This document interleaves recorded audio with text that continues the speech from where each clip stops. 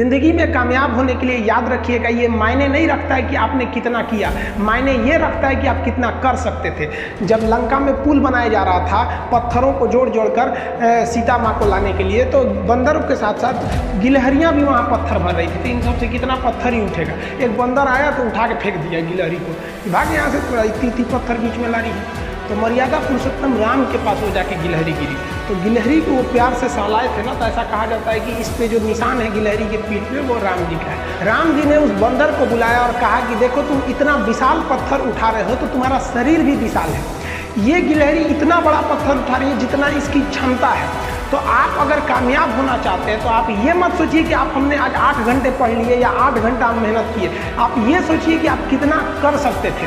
और देखिए, जो सपने देखते हैं उनके लिए तो पूरी रात छोटी पड़ जाती है, और सपने पूरे करने वाले के लिए पूरा दिन छोटा पड़ जाता है। अगर आपके अंदर जिम्मेदारी है ना, तो आप यकीन मानिए आप चैन से सो नहीं पाएंगे। जिम्मेदारी ऐसी चीज़ होती है जो रातों की नींद छीन लेती है। रात में जगने वाला हर लड़का आशिक नहीं होता। आप सबकी ज़िंदगी में कुछ कठिनाइयाँ आएंगी, ठोकरें लगेंगे, लेकिन ठोकर खा के संभलना भी जरूरी है। ठोकरें खाकर भी ना संभला तो ये मुसाफिर का नसीब राह के पत्थर को अपना फ़र्ज अदा कर चुका है। और कभी भी मुश्किलों से घबराइएगा नहीं। कोको कोला कंपनी जब स्थापना हुई थी तो 1 साल में केवल इसके 25 बोतल बिके थे। कंपनी का दिमाग हिल गया था। लेकिन आज के समय में दुनिया में हर जगह कोको कोला बिकता है, और इसने तो फिजिक्स को उल्टा कर दिया।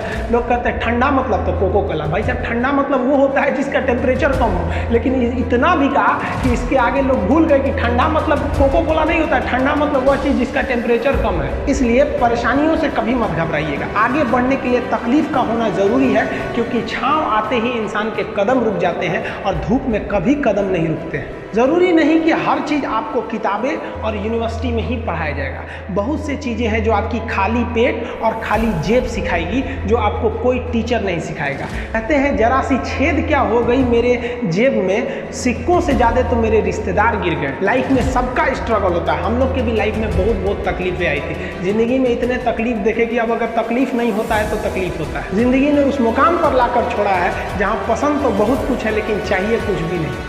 लोग कहते हैं कि खाली हाथ आए थे खाली हाथ जाओगे, गलत बोलते हैं। लोग भले खाली हाथ आते हैं, लेकिन जब जाते हैं तो अपने साथ कुछ संस्कार, कुछ यादें छोड़ जाते हैं। एपीजे अब्दुल कलाम खाली हाथ तो आए थे, क्या खाली हाथ गए?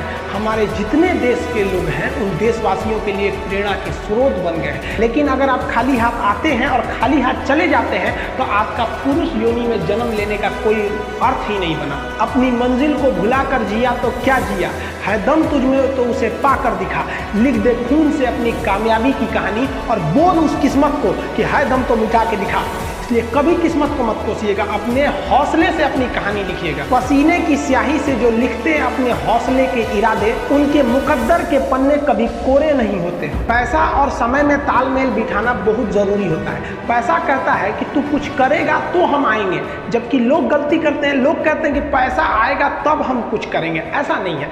पैसा कहता है कि तू मुझे आज बचा ले, मैं कल तुझे बचा लूंगा। पैसा बेशक भगवान नहीं है और ना ये आपके साथ ऊपर तक जाएगा, लेकिन पैसा जब तक आपके साथ है ना तब तक आपको नीचे गिरने नहीं देगा।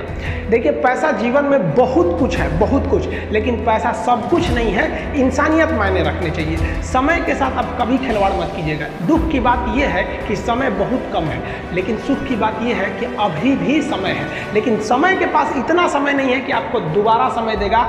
वक्त नहीं लगाइए आपको यह निर्धारित करने में कि क्या करना है, वरना वक्त निर्धारित कर देगा आपका क्या करना है। जी।